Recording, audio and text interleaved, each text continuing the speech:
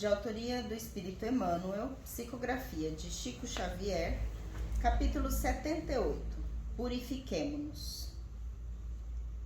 De sorte que, se alguém se purificar destas coisas, será vaso para a honra, santificado e idôneo para o uso do Senhor, e preparado para toda a boa obra. Paulo, segunda Epístola a Timóteo, capítulo 2, versículo 21. Em cada dia de luta, é indispensável atentar para a utilização do vaso de nossas possibilidades individuais. Na Terra, onde a maioria das almas encarnadas dorme ainda o sono da indiferença, é mais que necessária a vigilância do trabalhador de Jesus nesse particular. Quem não guarde os ouvidos pode ser utilizado pela injustiça. Quem não vigie sobre a língua pode facilmente converter-se em vaso da calúnia, pela leviandade ou pela preocupação de sensacionalismo. Quem não ilumine os olhos pode tornar-se vaso de falsos julgamentos. Quem não se orientar pelo espírito cristão será naturalmente conduzido a muitos disparates e perturbações, ainda mesmo quando a boa-fé lhe inculta propósitos louváveis. Os homens e mulheres de todas as condições estão sendo usados pelas forças da vida diariamente. Por enquanto, a maioria constitui material utilizado pela malícia e pela viciação. Vasos frágeis e imperfeitos, eles fundem-se e refundem-se todos os dias, em meio de experiências inquietantes e rudes. Raríssimos são aqueles que, de interior purificado, podem servir ao Senhor, habilitados para as boas obras. Muitos ambicionam essa posição elevada, mas não cuidam de si mesmos. Reclamam a situação dos grandes missionários, exigem a luz divina, clamam por revelações avançadas. Contudo, em coisa alguma se esforçam por se libertarem das paixões baixas. Observa, pois, amigo, a que princípio serves na lida diária. Lembra-te de que o vaso de tuas possibilidades é sagrado. Que forças da vida se utilizam dele.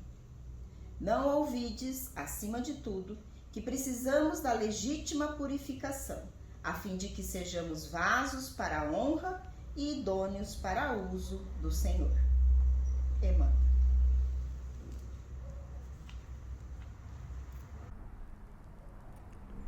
Mestre querido Jesus, nós te agradecemos pelo dia que nos ofereceste, com todas as suas possibilidades de realizações no bem. Rogamos-te perdão, Senhor, se não as usamos adequadamente como convinha, se as desperdiçamos, movidos pelo nosso egoísmo, e se nos apresentamos a Ti, ainda marcados pela lama das nossas paixões. Mas aqui estamos, Jesus, para aprender um pouco mais sobre a lei divina, nas lições claras e consoladoras, tanto quanto instrutivas da doutrina espírita. Mas necessitamos de teu auxílio, para que melhor compreendamos os ensinamentos que nos hão de iluminar a consciência e aquecer os sentimentos. E, sobretudo, para que estes ensinamentos possam ser acolhidos em nossas realizações diárias, transformando-se em obras de bem e de paz. Ajuda-nos então, Mestre, para que a nossa fé se fortaleça, para que a nossa vontade se revigore e seja determinada, de modo a caminharmos com mais certeza, sem trepidar em nossos passos, para a conquista de novos patamares evolutivos. E que possamos, neste percurso, Mestre, servir-te como pudermos, dentro das nossas possibilidades, o máximo que conseguirmos. Felizes por estarmos contigo e juntos destes amoráveis benfeitores espirituais, nós a ti dirigimos os nossos louvores, a nossa gratidão e o nosso amor, agora e para sempre. Que assim seja.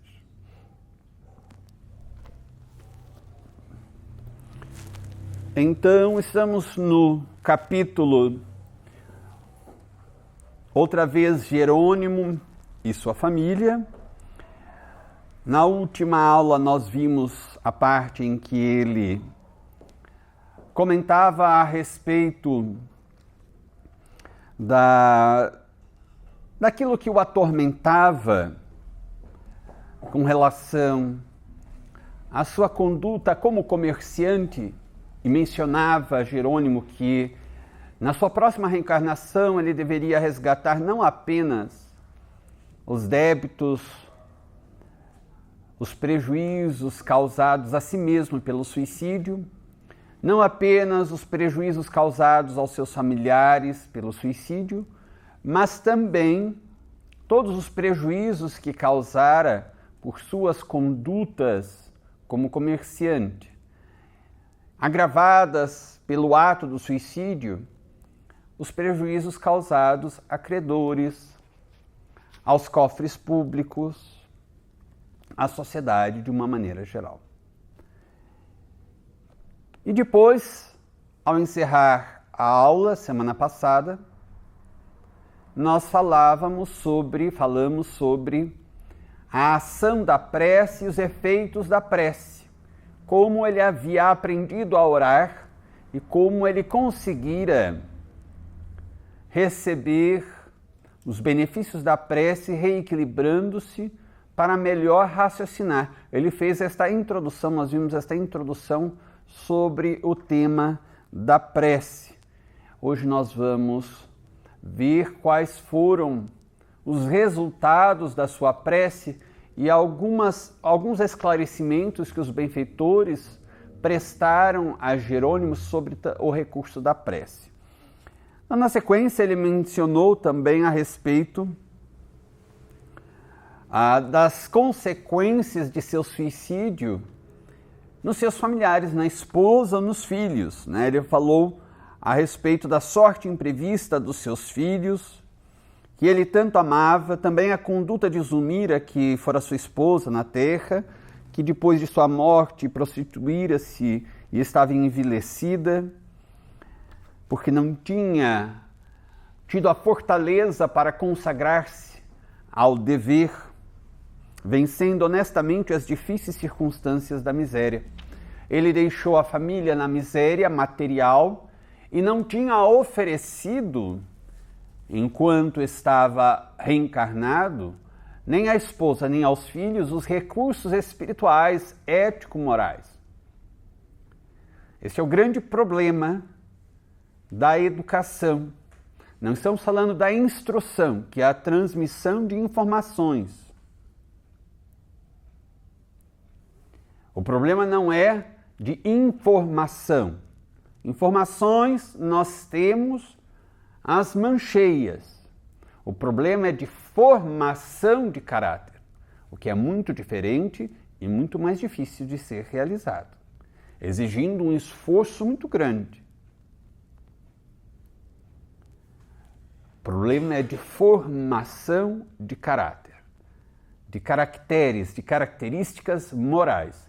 É disso que trata Allan Kardec quando fala de educação, lembrando que ele era um dos mais eminentes pedagogos da Europa e livres pensadores no século XIX. Hippolyte Léon Denisard Rivaio, ele foi um dos grandes responsáveis pela reforma da educação na França.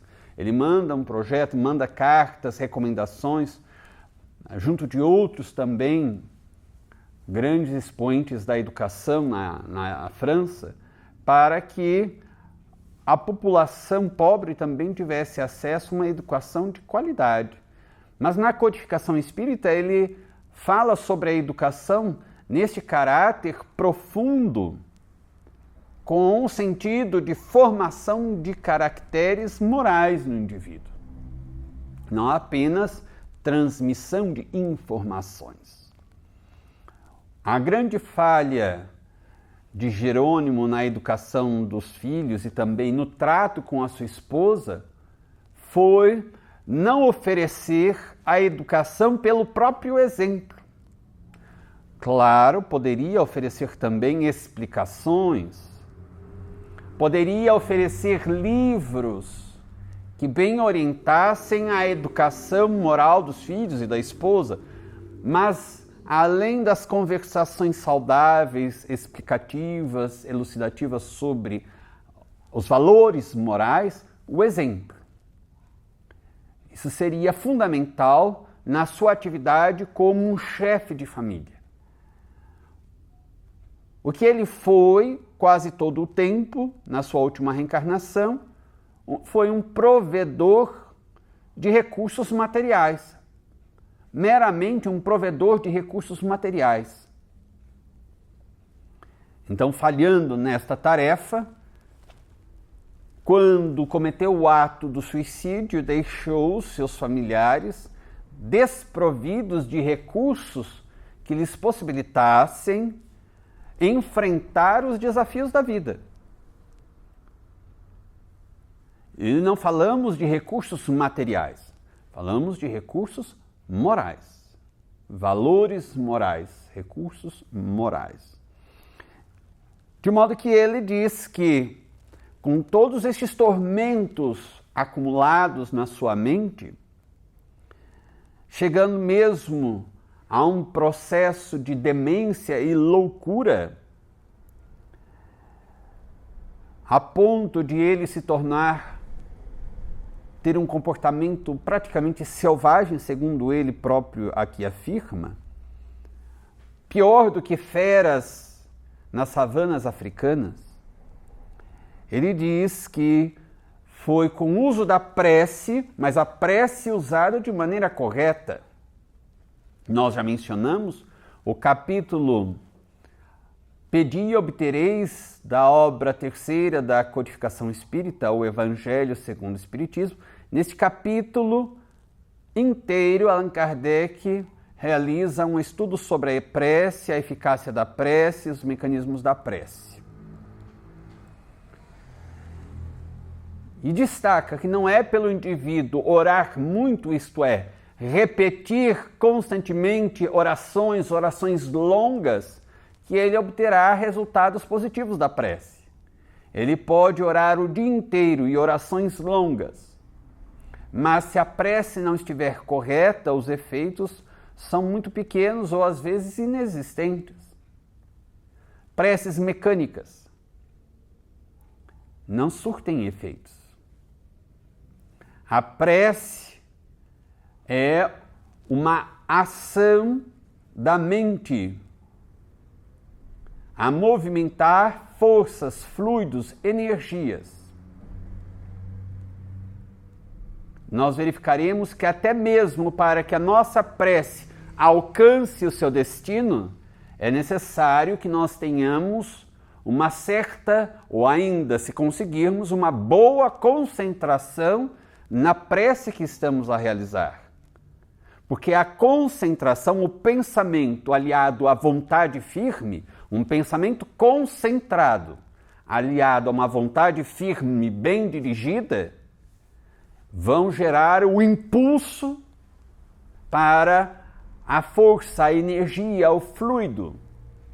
Se desejamos fazer uma prece em favor de alguém, quanto mais concentração na nossa prece, mais determinada, firme, focada for a vontade, mais deslocamos estes fluidos positivos na direção da pessoa, alcançando a pessoa e beneficiando-a. Mas se não temos concentração, se a nossa vontade não é firme, a nossa movimentação fluídica é débil. E daí poucos serão os resultados. A não ser que os bons espíritos, como afirma Kardec neste texto, aqui acabamos de mencionar, venham em nosso auxílio. Verificando que a nossa intenção é boa, positiva, que o outro indivíduo por quem oramos é merecedor de auxílio, eles então tomam nosso impulso ainda muito débil e fraco e dão uma força, uma carga extra. E daí aquela prece, aquela energia é potencializada e alcança o seu destino, beneficiando o indivíduo por quem oramos numa prece intercessória. Agora, se dirigimos a nossa prece, digamos que os nossos irmãos católicos dirigem uma prece a São João, uma prece a Santo Antônio, uma prece a Maria Santíssima, que são espíritos muito elevados. Então é necessário que nós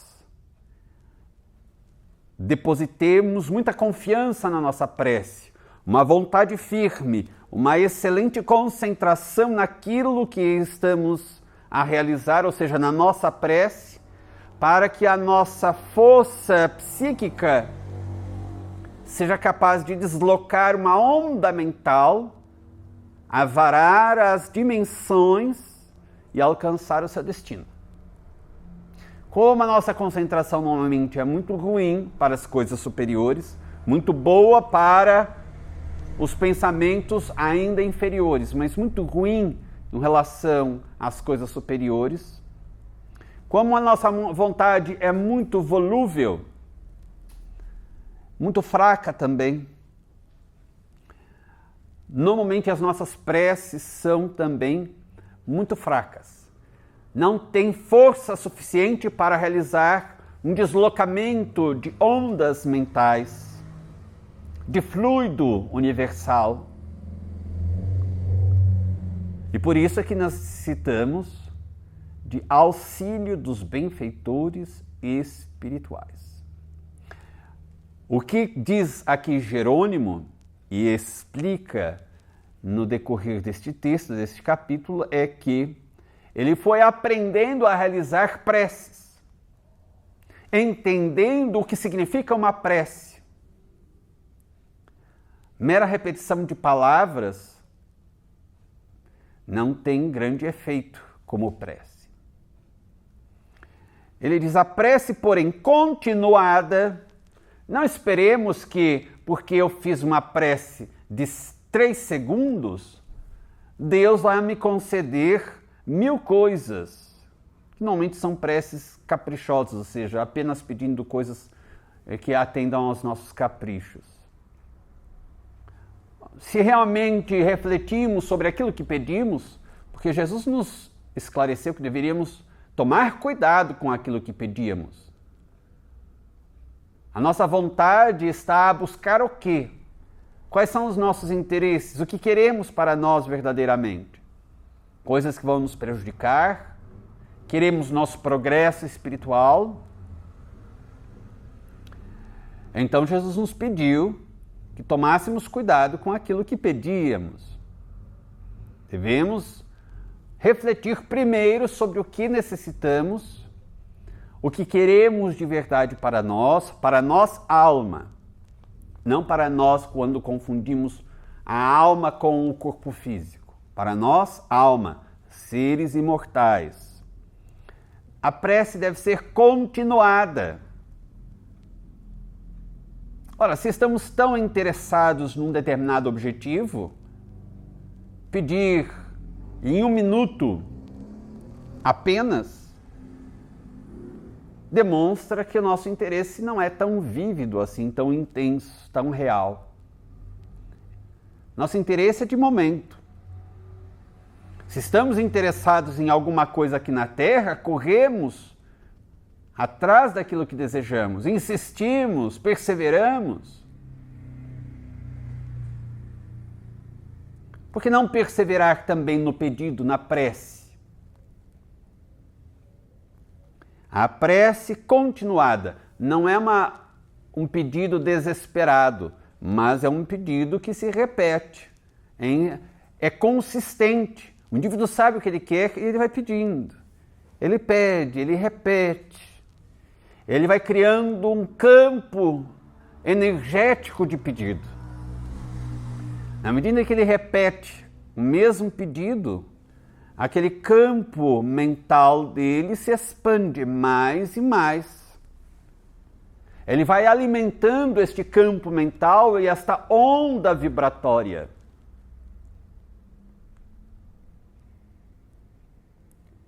É importante, portanto, lermos e entendermos o capítulo Pedi e obtereis do Evangelho segundo o Espiritismo para aprendermos a orar corretamente, para que os efeitos sejam melhores. A prece, porém, continuada, segundo item, humilde. É necessário limpar o coração de arrogância, de exigências, de rebeldia, de orgulho. Diante do Todo-Poderoso, é necessário curvarmos a nossa fronte. Diante de nosso Senhor Jesus Cristo, curvarmos a nossa fronte.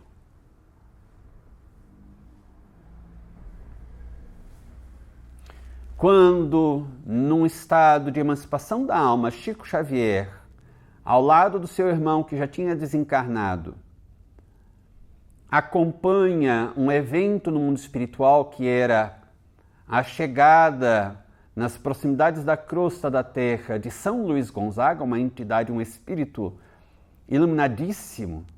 Ele desce uma vez, segundo Chico Xavier, uma vez ao ano à crosta da Terra para realizar trabalhos de resgate, de auxílio a espíritos profundamente sofredores e trazer as suas bênçãos à humanidade da Terra. E quando então São Luís Gonzaga passava, havia um público dos dois lados do caminho por onde ele passaria. Chico e o irmão estavam de um lado, praticamente ajoelhados. E quando São Luís Gonzaga passa, Chico narra que ele não teve coragem, baixou as vistas e curvou a fronte. O respeito. A veneração não é uma veneração vazia, ritualística, supersticiosa. É o respeito diante de autoridades espirituais.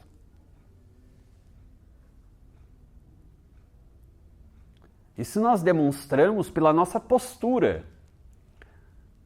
Se chegasse alguma autoridade da Terra muito importante, nós teríamos uma postura de respeito, de civilidade.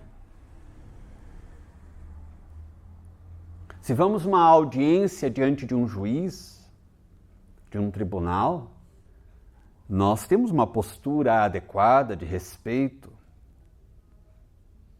Ali estão autoridades, e devemos respeito às autoridades, ainda quando elas não se dão ao respeito por condutas inadequadas. O fato de elas não cumprirem com os seus deveres não nos dá o direito de nossa parte não cumprirmos com os nossos deveres. Novamente recorremos ao Evangelho segundo o Espiritismo. Os superiores e os inferiores. É um texto que está ali inserido. Se nós estamos numa condição de subalternidade, não é porque o superior não cumpriu com a parte dele que nós vamos alegar o direito de descumprirmos também com a nossa parte. Se ele descumpriu a parte dele, pior para ele, que patina no processo evolutivo dele, que atrasa a conquista da perfeição dele. Agora, de nossa parte, se nós não cumprimos com a nossa tarefa, o problema será nosso. Não é porque alguém se joga da janela que eu me decidirei a jogar-me também. Não tem sentido. Lamentamos o indivíduo ter se jogado da janela e se machucado ao atingir o chão, mas nós raciocinamos, sabemos que aquilo não é adequado para nós outros. E não repetimos, não cometemos o mesmo ato de insanidade. Então, diante de autoridades, nós nos comportamos de uma maneira adequada, nós nos vestimos de uma maneira adequada. Diante de uma autoridade espiritual como São Luís Gonzaga, Chico Xavier baixou as vistas. Quando Martins Peralva participou de uma reunião de materializações espirituais, Emmanuel se apresentou materializado diante de todos. Segundo os presentes, foi algo deslumbrante. Quando encerrou-se a reunião, Martins Peralva estava profundamente emocionado.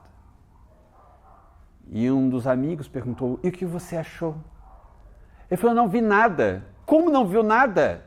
Como? Por que você não viu nada? Porque eu mantive de olhos fechados. Martins, numa reunião de materialização de espíritos, eles se materializam para que nós possamos vê-los.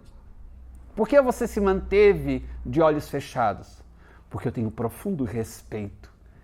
Tal a minha admiração e meu respeito por Emmanuel, que eu não tive coragem de olhar para ele. É evidente que os outros não se manifestaram com desrespeito ao olhar a manifestação de materialização do Espírito. Mas o que é importante destacar é esta conduta íntima de respeito por aquilo que é respeitável. Se nós nos conduzimos com determinados comportamentos, condutas diante de autoridades da Terra, que, como mencionamos, nem sempre se dão ao respeito, como não poderemos, ao nos dirigir a entidades espirituais superiores, ao Cristo de Deus e ao próprio Criador, com a máxima veneração, o máximo respeito?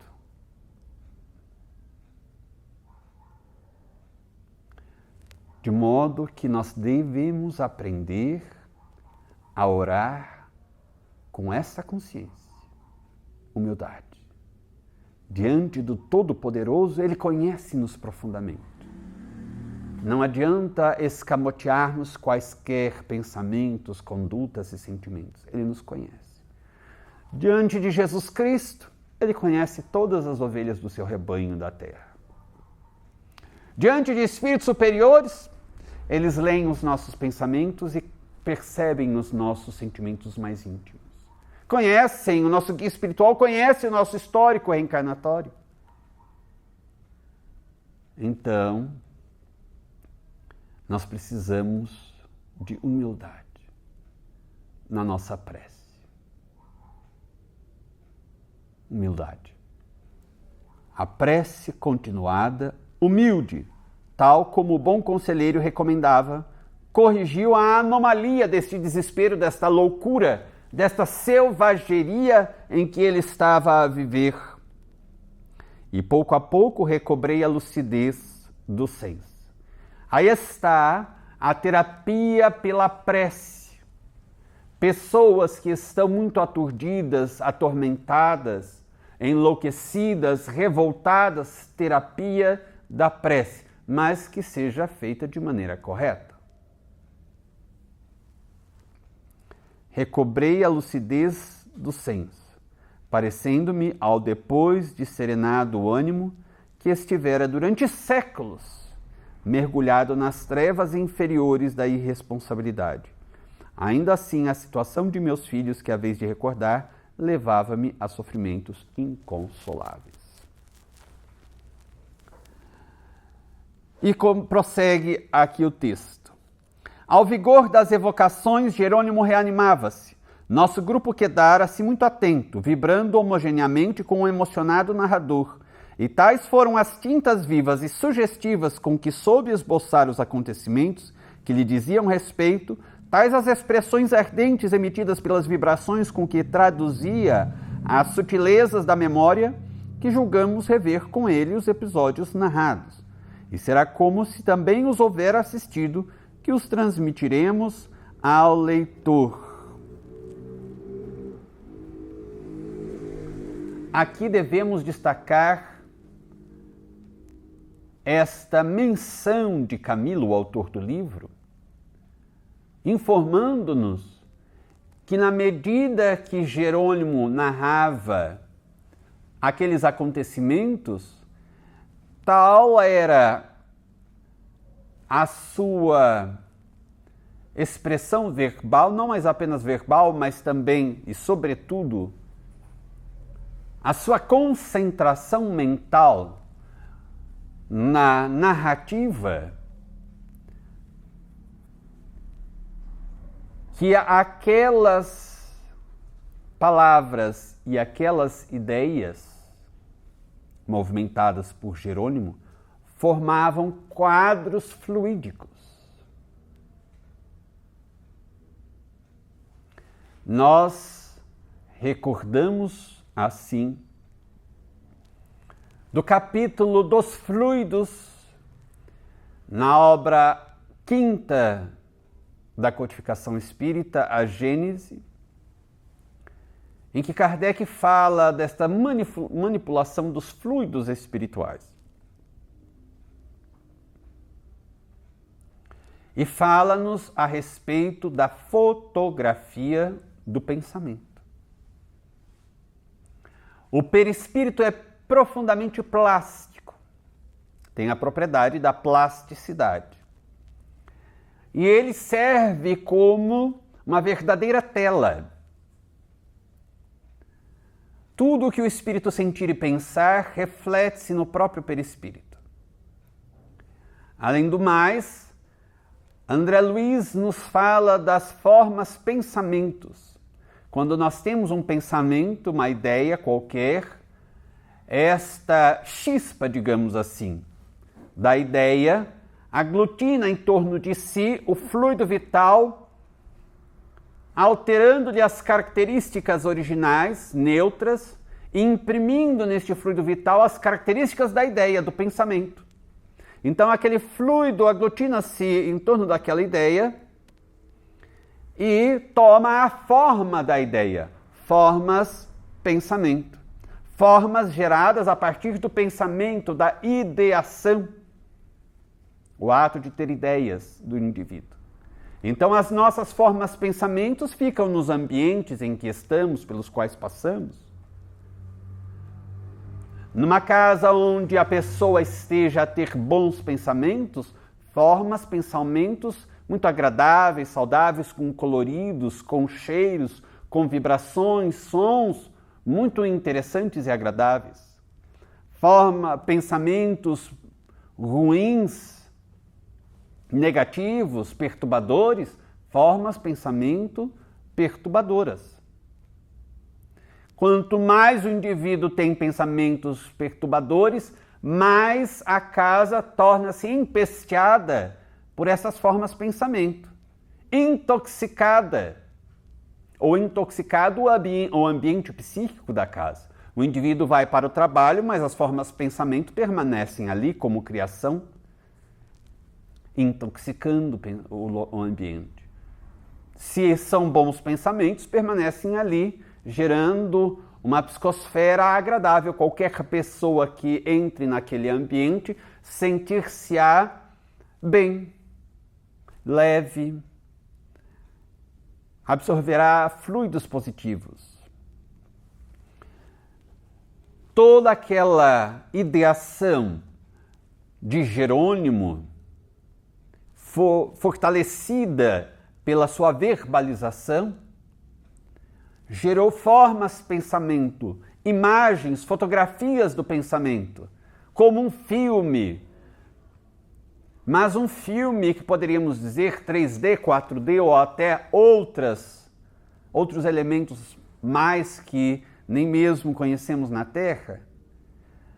De tal maneira, imagens e cenários realistas, que os que o ouviam tinham a nítida impressão de estar participando daqueles eventos narrados, portanto que eram pretéritos, que pertenciam ao passado, mas como se estivessem participando naquele exato momento.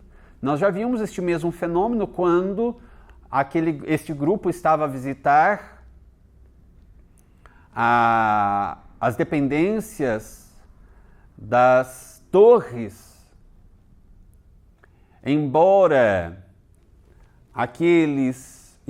estes irmãos do grupo estivessem em outro ambiente, acompanhavam tudo o que se passava na sala onde estava o benfeitor espiritual e o seu pupilo réprobo, e acompanharam inclusive como se estivessem presentes nos eventos relatados, os eventos da regressão de memória,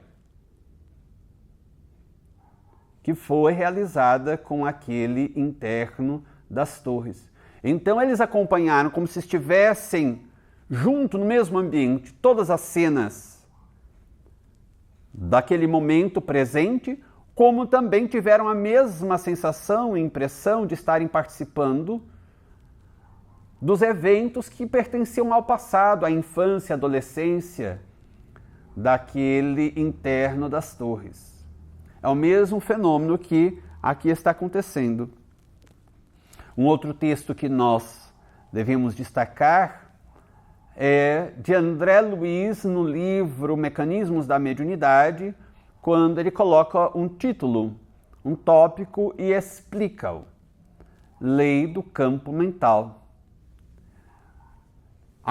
Estes indivíduos, este grupo estava a ter todas essas percepções, sensações, impressões de estarem acompanhando em tempo real os eventos que pertenciam ao passado com todas as nuances, porque eles estavam concentrados na narrativa de Jerônimo.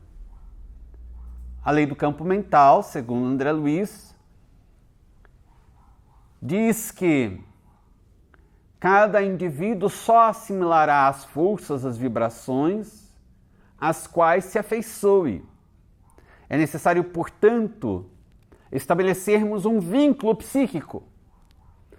Para isso é necessário que nós depositemos, dirijamos a nossa atenção para aquele foco. Porque há sempre uma vontade de apelo, isso faz parte, segundo as explicações de André Luiz, faz parte do fenômeno mediúnico. Há sempre uma vontade de apelo e uma vontade de resposta. O espírito deseja comunicar-se. Ele emite uma onda vibratória comunicando o seu desejo de transmitir uma mensagem mediúnica, seja pelo fenômeno da psicografia, psicofonia ou outro fenômeno mediúnico, outro tipo de fenômeno mediúnico. O médium captará, a depender da sua facilidade e maleabilidade psíquica, captará a vontade de apelo, aquela onda mental que está solicitando livre acesso, livre passagem da sua mensagem. Haverá, para que se estabeleça uma comunicação com aquele espírito, de existir uma vontade de resposta. O médium criar um campo psíquico favorável à recepção da mensagem. Se o médium se bloqueia, a resposta é negativa para o espírito, ele nada consegue realizar. Se o médium cede, significa que ele acedeu, ou seja, aceitou. A vontade de resposta é positiva e logo o fenômeno ocorre. Isso se dá também em uma simples conversação. Muitas vezes nós estamos conversando com alguém e percebemos de cara que a pessoa não está interessada na conversa por certos sinais. A pessoa olha para lá, olha para cá, está com a visão inquieta, mexe no celular. Então percebemos por estes sinais que a pessoa não está interessada. Outras vezes estamos conversando com a pessoa e ela está com um olhar fixo em nós. Poderia nos dar a impressão de que ela está interessada e acompanhando a nossa mensagem, a nossa conversa. Mas olhando para ela, sobretudo para os olhos, algo nos indica que não está ocorrendo a comunicação como deveria.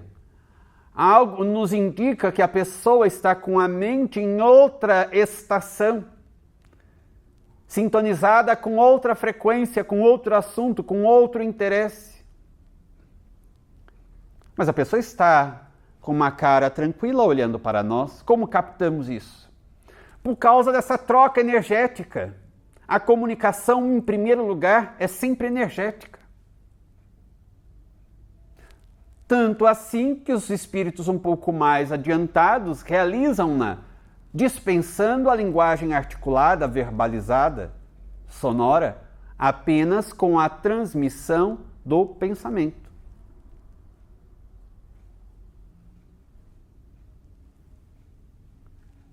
É uma comunicação mental. A primeira comunicação que existe é a mental. E depois a verbalização, quando utilizamos este recurso.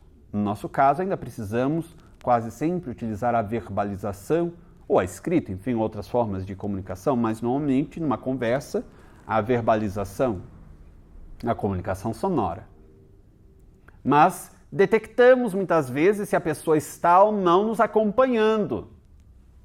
Mesmo que ela esteja com a fisionomia aparentando prestar atenção na nossa conversa. Nós captamos que parece que a nossa onda mental não encontra ressonância, não está sendo recebida, não há uma troca, porque não houve conexão mental.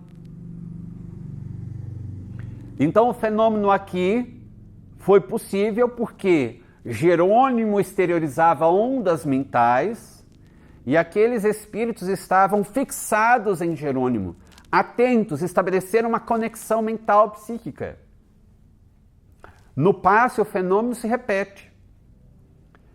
O indivíduo que vai receber o passe, mas está com a mente fixada em outros assuntos, ou tem qualquer reticência sobre o passista, qualquer aversão com relação ao passista, não se estabelece o vínculo energético. Há uma vontade, apelo dos benfeitores espirituais e do passista encarnado, mas o outro que está recebendo o passe não corresponde, não responde àquela vontade, apelo. Retrai-se, bloqueia-se. E daí as energias são deslocadas, retornam para o passista ou são utilizadas para outro atendimento, mas não penetram o indivíduo, porque ele se tornou refratário. Houve uma vontade de apelo, mas não houve a conivência, a concordância do que está a receber o passe para que fosse estabelecido a corrente magnética. O primeiro momento do passe é a aproximação do passista com relação ao que vai receber o passe. Para que haja o primeiro intercâmbio, troca, a primeira comunicação de energias. O passista se aproxima daquele que vai receber o passe, espera alguns instantes rápidos, porque nós penetramos o campo psíquico energético do paciente, do que vai receber o passe. E naquela aproximação, muitas vezes, o indivíduo já, mesmo que inconscientemente, se retrai. Percebendo que há uma invasão do seu campo psíquico por uma outra corrente energética, ele pode se retrair se ele identificar que não lhe interessa aquela corrente vibratória. E daí a comunicação não se estabelece, o fenômeno normalmente acaba sendo inócuo, vazio, as energias têm que ser redirecionadas ou retornam completamente para o passista. De maneira que este fenômeno se repete todos os dias, constantemente. Lei do campo mental. Estamos a assimilar ondas vibratórias negativas é porque estamos concordando em recebê-las. Jesus nos orientou a estarmos atentos com a nossa frequência de sintonia das coisas. O botão do rádio, se nós ligamos o carro e o rádio começa a tocar numa estação que transmite músicas ou informações que não nos interessam, que não são do nosso gosto, nós mudamos o botão de sintonia do dial, apertamos na direção, no celular, enfim, qualquer que seja a atual tecnologia usada. Mas mudamos a estação para uma estação de frequência diferente, que capte ondas diferentes para transmitir músicas que nós gostamos ou notícias que nos interessam. Nós utilizamos para esta mudança o recurso da nossa vontade. Mas se nós ligamos o rádio, mas estamos pensando em outra coisa, nem notamos o que está ali sendo transmitido. E muitas vezes a música está nos perturbando, mas porque a nossa mente está em outra coisa, a gente tem alguma coisa que está nos perturbando e nós não estamos atentos a isso. Quantas vezes estamos com alguma música, algum barulho nos perturbando, mas como nós estamos tão fixados, perturbados com alguma outra coisa também, nós não damos conta. De repente alguém desliga a música, ai, graças a Deus, aquilo estava me perturbando. E por que não foi lá e desligou o rádio? Ah, nem notei. Um acúmulo, né, sonoro de perturbação. Nem notei. Tal a nossa perturbação.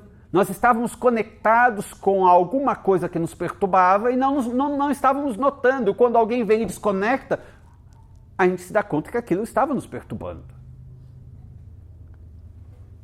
Eis a razão porque Jesus insistiu com duas palavras e um conector.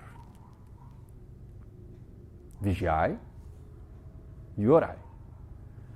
Vigiar porque se nós não estamos atentos àquilo que está nos perturbando, estamos conectados àquela estação, como faremos? Precisamos estar atentos. Olha a estação, essa estação é ruim, esse barulho está me perturbando, vou mudar. Eu vou desconectar desta estação e vou conectar numa estação que me traga informações boas, sons agradáveis que me relaxem em vez de me deixar ansioso e perturbado. Eu preciso prestar atenção nisso, por isso eu preciso estar vigilante, atento. E a oração? A oração é um mecanismo de mudança de sintonia, mudança de estação, porque se estava a música sendo perturbadora, era porque estava ligado o rádio numa estação que transmitia essa música perturbadora. É necessário desligar ou mudar a estação. A oração faz com que nós mudemos a estação, mudemos a nossa sintonia a uma frequência superior.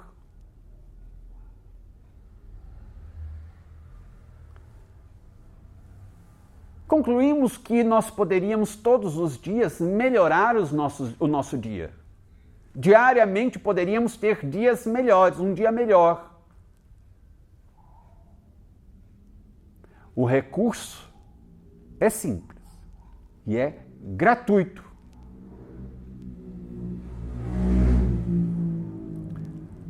Nós somos cristãos, estamos cansados de ouvir vigiai e orai, de ler vigiai e orai. Só não se entende porque as pessoas não usam vigiai e orai diariamente. O tempo todo. Porque estamos o tempo todo numa sintonia, uma frequência psíquica ruim, portanto, estabelecendo vinculações ruins, em razão da lei do campo mental. Daí surgem na nossa mente imagens perturbadoras, porque estamos vinculados a mentes outras que estão perturbadas. Estamos visualizando formas de pensamento dos ambientes, formas ruins, perturbadoras, deprimentes. Agora, há formas muito boas espalhadas por aí também. Porque há pessoas que pensam positivamente, há pessoas que oram com fervor, há pessoas que realizam boas obras. Essas formas de pensamento estão bem espalhadas. E se não estão em grande número na crosta, estão em esferas espirituais um pouco mais elevadas. E é possível, mesmo estando vinculados a um corpo físico no estado de vigília, acordados, deslocarmos o nosso campo mental para esferas superiores. Quem já teve a oportunidade de ler o livro Nosso Lar, o primeiro, da Lavra Mediúnica de Franciscano de Xavier pelo Espírito André Luiz, primeiro livro lançado por André Luiz, leu naquela obra um comentário, um esclarecimento feito a respeito da ministra veneranda, uma das poucas almas na colônia Nosso Lar que já tinha visto Jesus pessoalmente em mais de uma vez. Conquanto ela, por muito discreta e humilde, evitava tocar no assunto e comentar. Sempre que alguém lhe perguntava, ela disfarçava e nada dizia. Mas o comentário sobre a ministra veneranda foi de que, embora ela vivesse já há bastante tempo na colônia Nosso Lar, com o seu corpo espiritual, o perispírito em Nosso Lar, ela vivia mentalmente em regiões sublimes.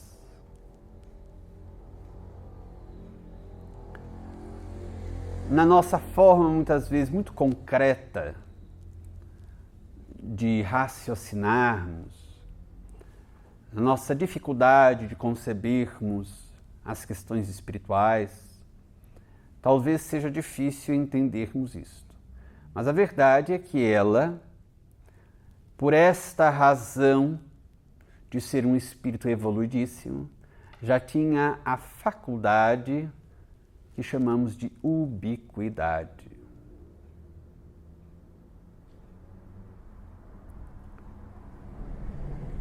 Ela conseguia estar a viver com o seu corpo espiritual em Nosso Lar e habitar ao mesmo tempo, pela sua expansão psíquica, uma região espiritual sublime. Chico Xavier tinha um corpo físico, vivia na Terra, mas mentalmente vivia numa região espiritual elevada. O nosso esforço deve ser este. E um dos recursos de fazermos este exercício é por meio da prece. É evidente que não chegaremos a regiões sublimes da espiritualidade com a nossa expansão psíquica, mas se sairmos do ambiente extremamente intoxicado de pensamentos desastrosos e perturbadores, e conseguirmos expandir a nossa mente para uma região onde se possa respirar um ar, digamos assim, um pouquinho mais rarefeito, mais puro, tanto melhor para nós. A prece é um destes recursos. Então não devemos descuidar da prece. Devemos entendê-la melhor, estudar o que é a prece, como realizá-la e utilizá-la, esse recurso, todos os dias, várias vezes ao dia, muitas vezes ao dia. Vigiar o tempo todo, nos vigiar a nós mesmos e, então, logo notemos que estamos com a mente, pela lei do campo mental, vinculados a ondas mentais, a mentes perturbadas, modifiquemos a nossa vinculação mental para regiões superiores, para energias boas. Então aqui nós verificamos como se deu o fenômeno que eles puderam acompanhar pela descrição de Jerônimo, todos os eventos como estivessem participando, assistindo àqueles eventos ao vivo naqueles tempos passados. E começa então a descrição nos apresentada por Jerônimo e registrada por Camilo. Certo dia, ao entardecer, encontrava-me quase absolutamente só, perambulando tristemente pelas ruas melancólicas do imenso parque que vedes. Eles estavam, portanto, ele estava, Jerônimo, nos parques, dentro das cercanias do departamento de isolamento. Era cercado o departamento para que ninguém fugisse dali. E havia grandes parques, jardins. Ele estava quase só, andando tristemente pelas ruas melancólicas do imenso parque. Aproximava-se o doce e emocionante momento do Ângelus. Quem já foi católico ou já leu sobre o catolicismo sabe que o momento do Ângelus é o momento da oração em oração em homenagem a Maria Santíssima, a Mãe de Jesus. Normalmente o Ângelus é feito ao entardecer, 6 horas da tarde. Há uma razão para isso. Segundo dizem, seria ao entardecer, as narrativas evangélicas, seria mais ou menos neste período ao entardecer, ao cair da tarde, ou ainda ao cair da noite, quando estava anoitecendo, que o anjo Gabriel apareceu a Maria Santíssima, realizando o anúncio de que ela receberia o excelso Filho de Deus. A anunciação a Maria feita pelo anjo Gabriel. Seria já ao cair da noite, começando a noite, e daí convencionou-se que às 6 horas da tarde, que seria mais ou menos o horário que começa a terminar a tarde e iniciar a noite, que seria feita esta homenagem a Maria, lembrando o momento da anunciação, o Ângelus, referindo-se, portanto, ao anjo Gabriel. E eles realizavam esta oração a Maria em gratidão, em homenagem a Maria, diariamente. Muitos católicos a realizam, acompanham a oração do Ângelus todos os dias também. Antigamente, eu não sei como é hoje, provavelmente pela internet, pela TV.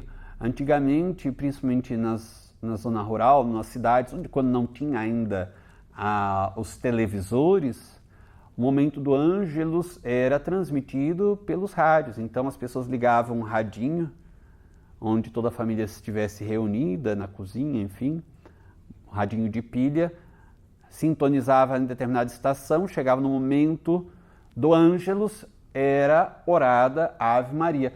E, bem curioso lembrarmos, interessante lembrarmos, que era comum também Não sabemos hoje, mas à época, antigamente, era comum que as pessoas colocassem um copo d'água, uma jarra d'água no momento da oração do Ângelus, porque aquela água seria abençoada e teria propriedades positivas, curativas ou curadoras, enfim.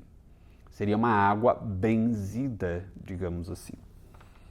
Então aproximava-se o doce e emocionante momento do Ângelus, que era rigorosamente seguido na colônia. E todos paravam, todos, desde os internos aos colaboradores, aos administradores da colônia, paravam para o momento do Ângelus, para homenagear diariamente Maria Santíssima.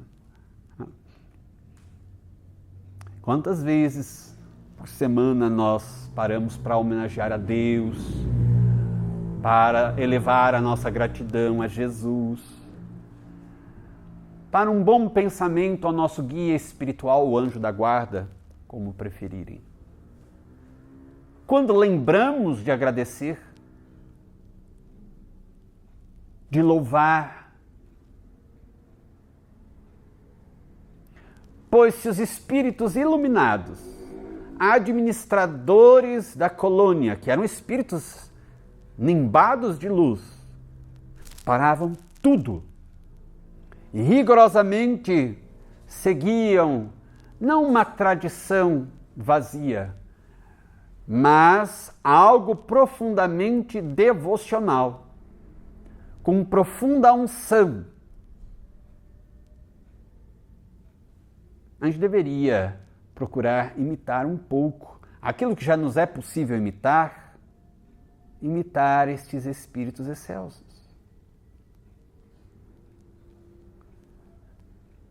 Se Deus não determinasse, não desse ordens, se Jesus, um espírito crístico que tem por missão cumprir as ordens de Deus, não determinasse, se os espíritos superiores em atendimento às ordens do Cristo, que está a cumprir as ordens de Deus, não determinassem a outros espíritos também elevados, para que o nosso guia espiritual estivesse atento, atentíssimo à nossa existência, a todas as ocorrências da nossa existência física, nós desencarnaríamos facilmente.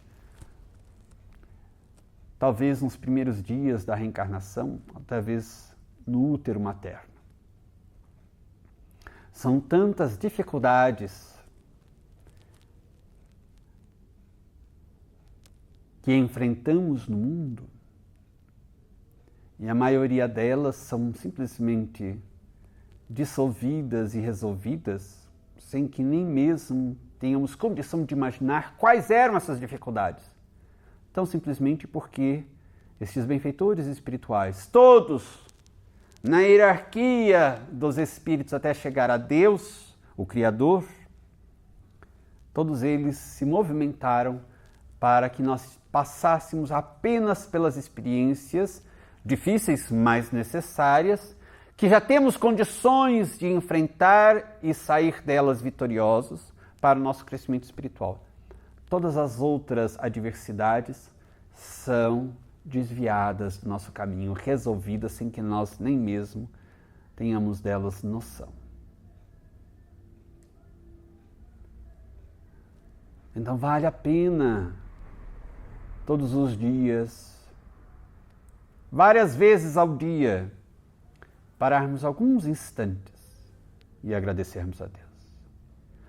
Um belo sentimento dirigido a Deus, um belo sentimento dirigido a Maria, a Jesus, aos bons espíritos, ao nosso guia espiritual, várias vezes ao dia, todos os dias. E que ninguém diga que não tem tempo para isso, porque trataria-se de verdadeira hipocrisia vergonhosa,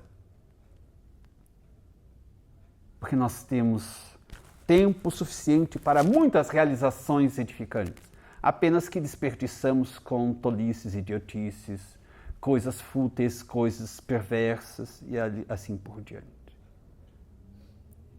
Então não nos custa dedicarmos alguns bons pensamentos durante o nosso dia, todos os dias, em gratidão. Era este momento do Ângelus, quando já se aproximava do Ângelus. Jerônimo estava a caminhar, perambular tristemente pelos parques do departamento de isolamento. E a unção religiosa, consolo e esperança dos desafortunados irremediáveis, unção religiosa, o sentimento profundo, há de ser um sentimento profundo.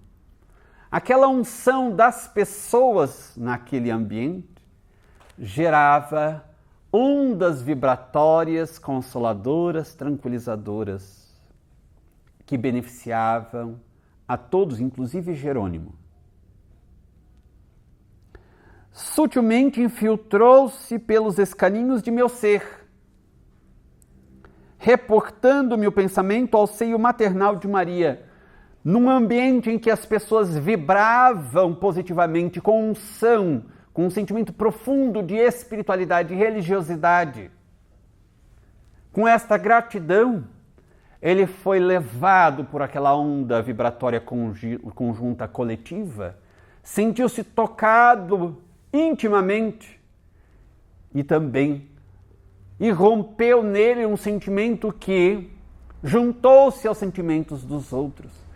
E aquele sentimento dele dirigiu-se juntamente com os dos outros para Maria.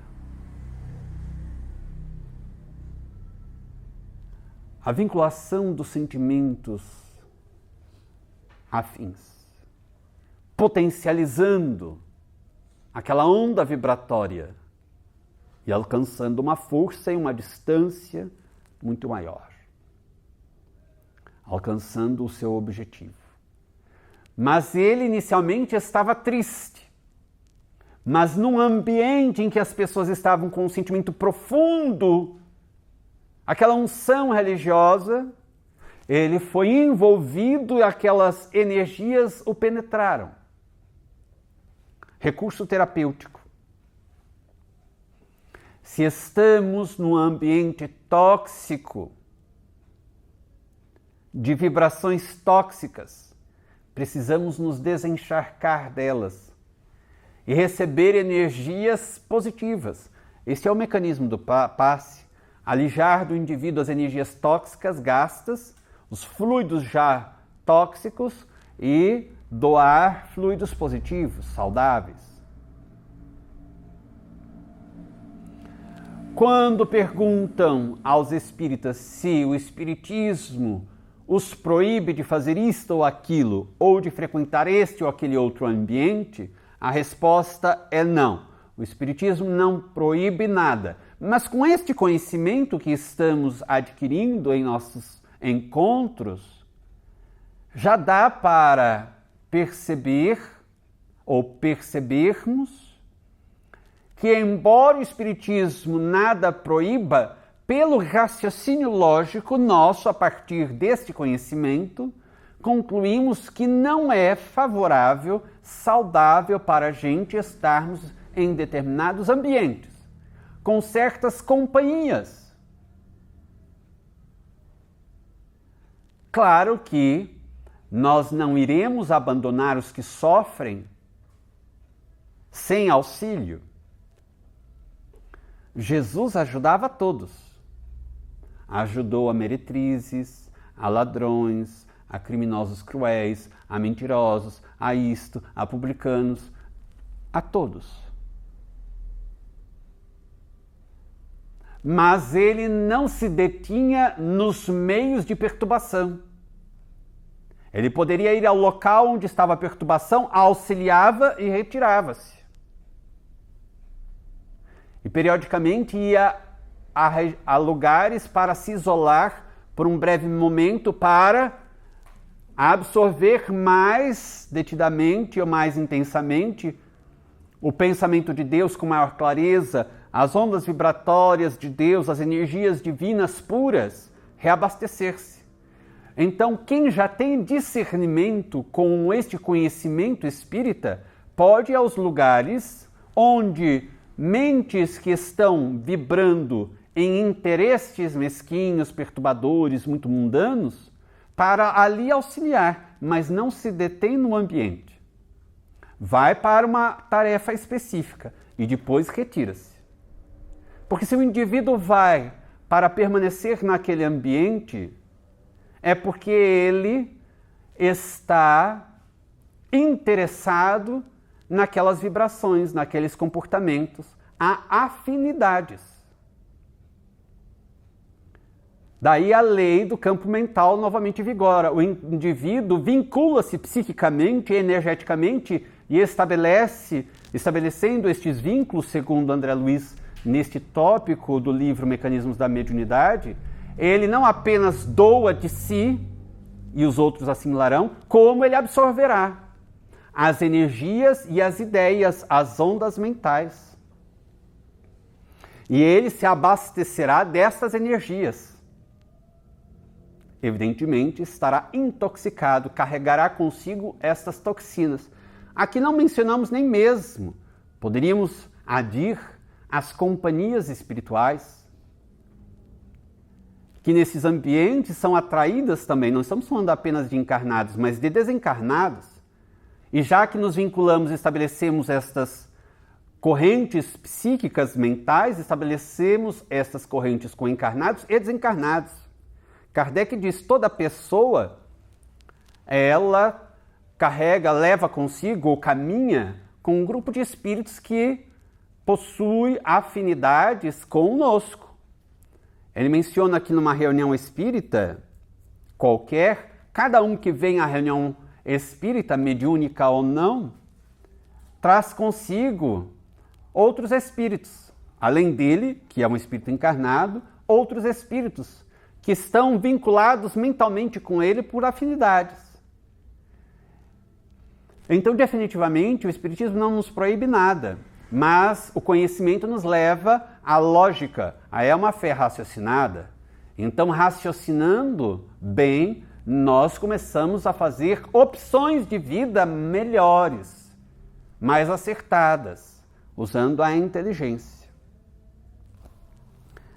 Aqui a gente viu que Jerônimo, que estava triste, cabisbaixo, é envolvido por uma onda muito forte, energética e mental positiva. E aquilo movimenta as suas forças anímicas da alma e ele sai daquela tristeza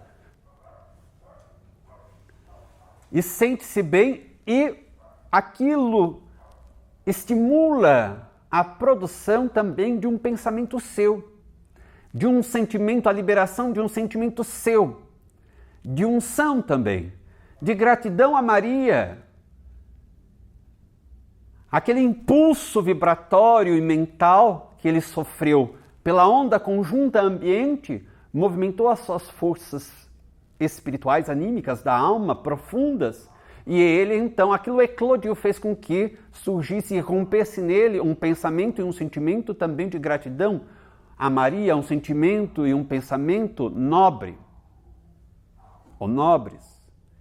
E aquela onda vibratória dele uniu-se à dos demais, e conjuntamente aquela onda subiu, elevou-se até Maria, potencializada naturalmente pelos espíritos sublimes que coordenavam a colônia sob a orientação de Maria. Aí está a importância de criarmos dentro do nosso ambiente doméstico um campo vibracional, psíquico, mental muito bom. Muito bom. Tomarmos cuidado com as companhias espirituais que levaremos conosco dentro do nosso lar.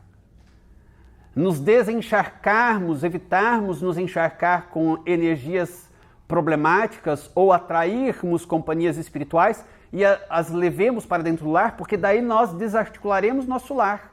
Da mesma forma que uma onda vibratória positiva fez toda esta reação, provocou toda essa reação positiva em Jerônimo, se fosse o contrário, se as pessoas estivessem vibrando negativamente, com companhias espirituais negativas ali, seria algo que aprofundaria, pioraria o quadro de tristeza de Jerônimo.